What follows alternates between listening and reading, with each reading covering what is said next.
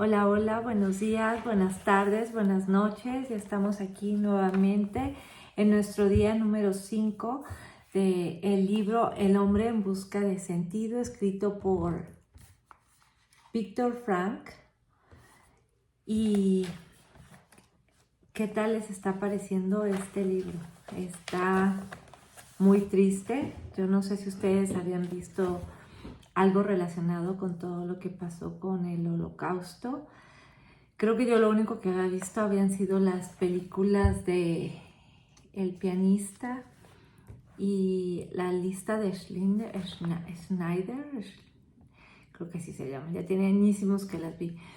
Y, y la verdad, ahorita, como dicen, ¿verdad? Siempre la lectura supera a las películas porque es más, nos echa a volar nuestra imaginación, y esto es lo hermoso de la lectura, que uno puede imaginar las cosas.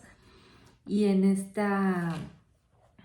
pues en esta lectura lo que estamos viendo es todo lo que Víctor está pasando, ¿verdad? Y si de por sí yo creo que ya el perder de tu libertad ha de ser muy duro, el estar haciendo y viendo tanta crueldad y tanta muerte, no me imagino como él dice, ¿no? Llegas en tu estado psiquiátrico, ya está mal, y tu salud mental pues han de vivir como sonámbulos. Ahorita que estaba pensando todo eso, dices, qué feo. Y pues para dar gracias de, como ayer les comentaba, ¿verdad? De todo lo que tenemos. Y pues nada, ya vamos a empezar la lectura del día de hoy.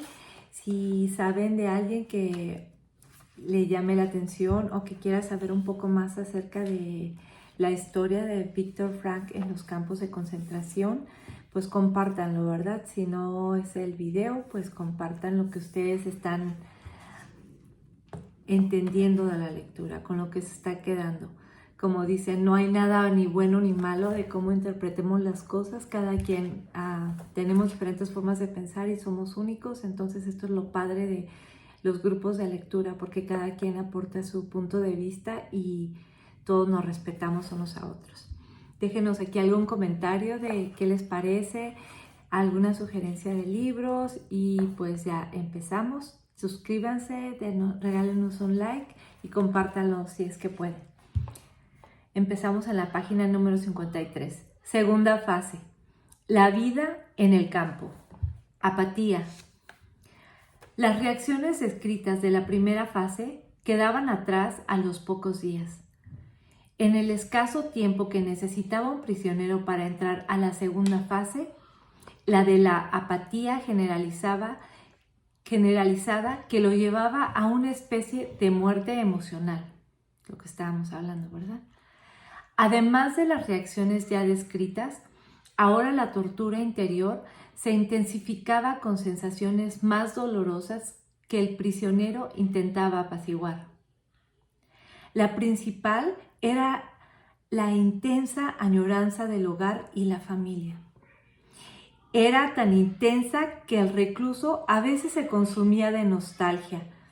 Seguía después la repugnancia ante la fealdad circundante, incluso en los aspectos más superficiales. A la mayoría de los prisioneros se les entregaba un uniforme tan andrajoso que, por comparación, un espantapájaros parecía elegante.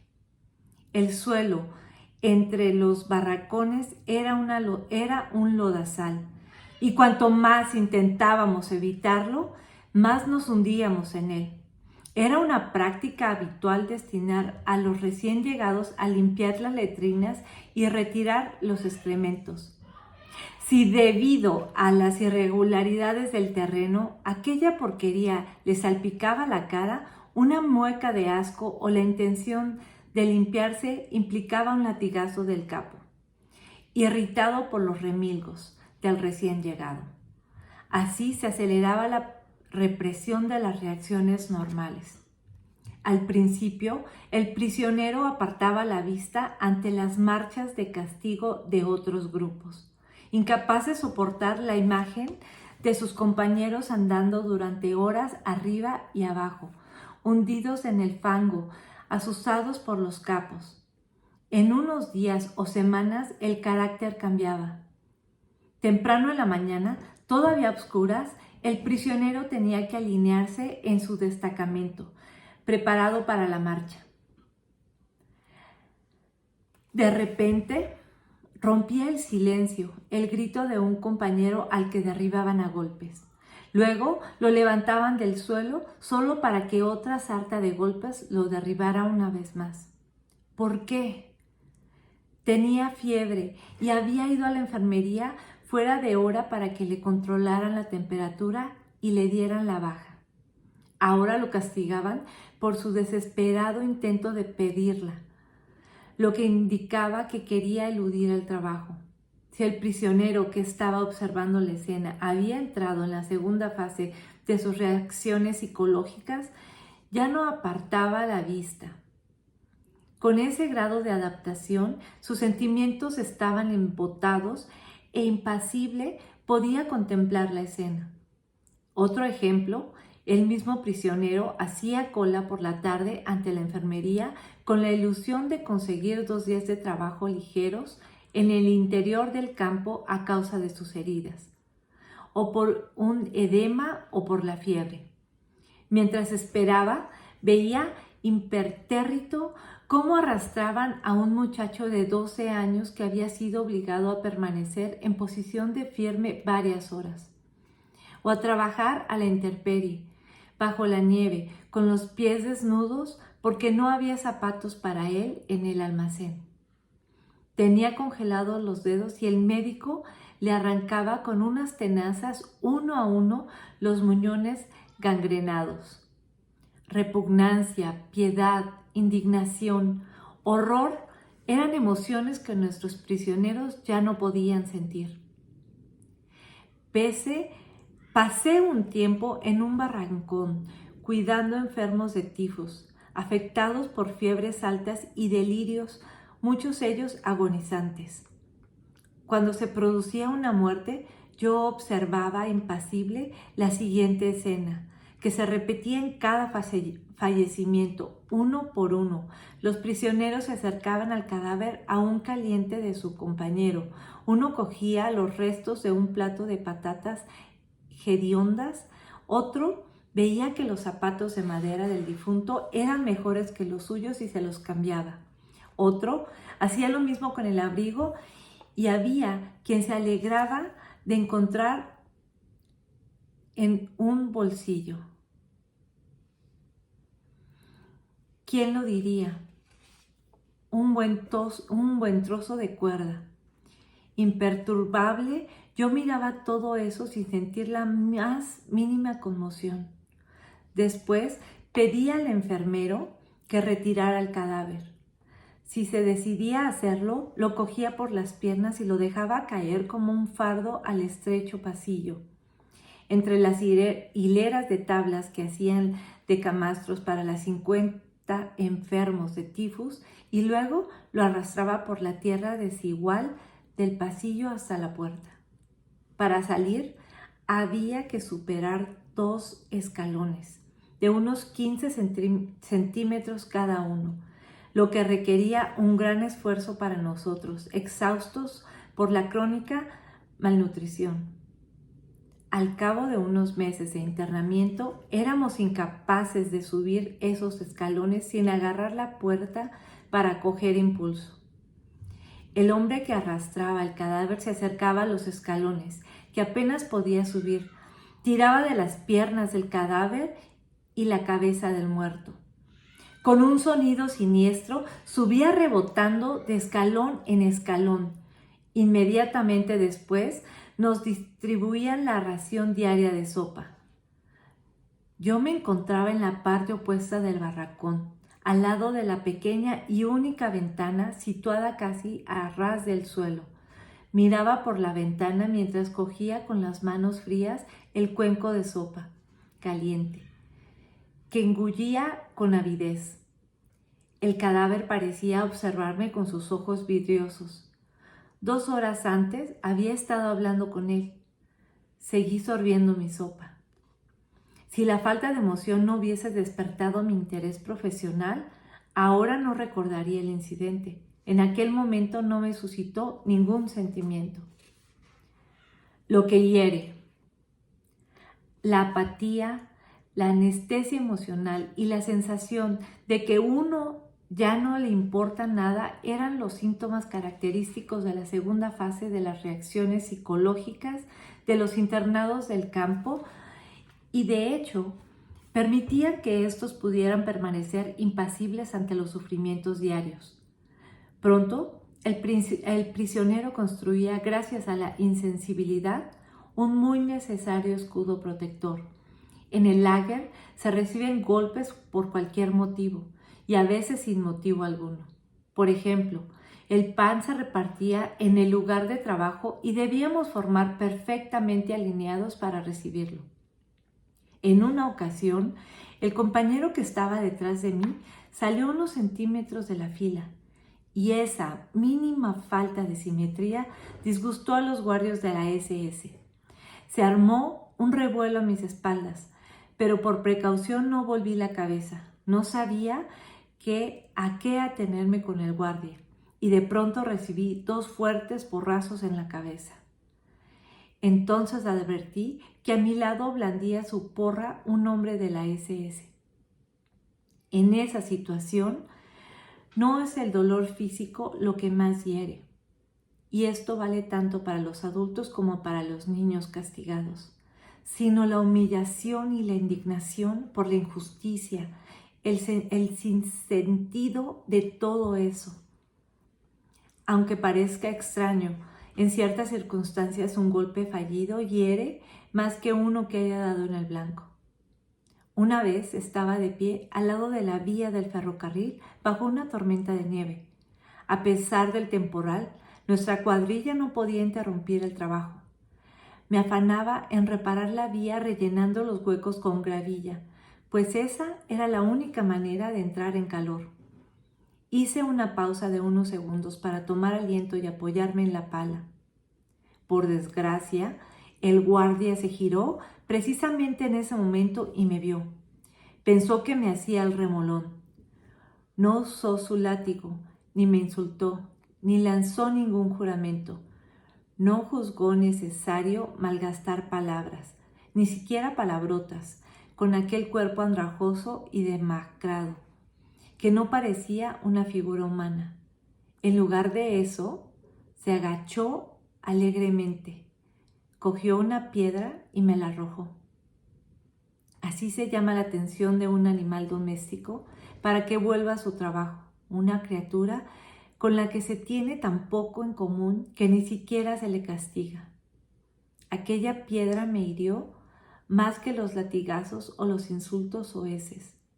Se quedó imborrable en mi corazón. El insulto.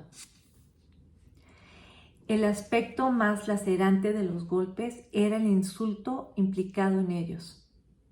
En una ocasión, teníamos que cargar unas pesadas traviesas sobre las vías heladas. Si un hombre resbalaba, no solo corría peligro él, sino todos los que sostenían la misma traviesa. Un viejo amigo mío tenía una luxación congénita de cadera. Podía dar gracias de poder trabajar aún así, pues a los que padecían algún defecto físico los apartaban en la primera selección. Debido a la cojera, al cargar la pesada traviesa, mi amigo oscilaba sobre la vía, dando la impresión de estar a punto de caerse y arrastrar a los demás. En ese momento yo no cargaba ninguna traviesa y sin pensarlo mucho me dispuse a ayudarlo. Inmediatamente recibí un duro golpe en la espalda y la agria orden de volver a mi puesto. Minutos antes, el mismo guardia nos había dicho que los cerdos, como nosotros, no teníamos espíritu de compañerismo. Otro día, a 20 grados bajo cero, estábamos en un bosque helado, cavando una zanja para tender unas cañerías de suministro de agua. Ya entonces me encontraba bastante débil. Se acercó un capataz de mejillas sonrosadas. Me recordaba sin poder evitarlo la cabeza de un cerdo. Me fijé con envidia en sus cálidos guantes mientras nosotros trabajábamos sin ninguna protección. También envidié su chaquetón de cuero forrado de piel en medio de aquel intenso frío. Me miró en silencio un instante. Presentí que iba a haber problemas, pues delante de mí se veía un escuálido montón de arena que mostraba lo poco que había acabado. Entonces me gritó furioso: «¡Hijo de perra! Llevo observándote un buen rato. Yo te enseñaré a trabajar. Verás lo que es cavar la tierra con los dientes y morir como un animal. En 2 días acabo contigo. Tú no has pegado golpe en toda tu vida. ¿Qué haces ahí? ¿Qué hacías antes, cerdo?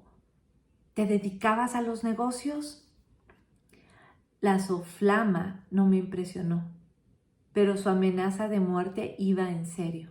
Me incorporé y lo miré fijamente a los ojos. Era médico especialista. Así que médico, y cobrarías un montón a los pacientes. De hecho, la mayoría de las consultas no las cobraba. Trabajaba en clínicas para pobres, respondí. Comprendí que había hablado demasiado. Se abalanzó sobre mí y me tiró al suelo gritando como un energúmeno. Soy incapaz de recordar lo que vociferaba. Cuento este suceso, aparentemente trivial, para mostrar que la indignación podía surgir incluso en prisioneros endurecidos. Una indignación suscitada menos por la crueldad física o el dolor que por el insulto. En aquel momento me hirvió la sangre al verme juzgado por un hombre que no sabía nada de mí, de aspecto tan vulgar y brutal que la enfermera de mi hospital no le habría dejado entrar siquiera en la sala de espera. Confieso que pronunciar este comentario ante mis compañeros después del enfrentamiento me produjo un alivio infantil. No todos se comportaban igual, por supuesto. Por suerte, el capo de mi compañía me apreciaba. Me fui ganando su amistad en las interminables marchas al lugar de trabajo, escuchando sus historias de amor y sus problemas matrimoniales. Lo había impresionado con mi diagnóstico sobre su carácter y mis consejos psicoterapéuticos. Me estaba agradecido y eso significaba una gran ayuda. Me reservaba un puesto a su lado en las 5 primeras hileras del destacamento formado habitualmente por 280 hombres. Eso suponía un favor muy especial. Teníamos que alinearnos por la mañana muy temprano con el claroscuro del amanecer. Como ya he dicho, todos teníamos miedo de llegar tarde y quedarnos en las últimas filas. Si se necesitaban hombres para un trabajo desagradable, el jefe de los capos los elegía por lo general de las últimas filas. Esos hombres casi siempre tenían que desplazarse a lugares muy lejanos para realizar trabajos especialmente horribles, a las órdenes de guardias desconocidos.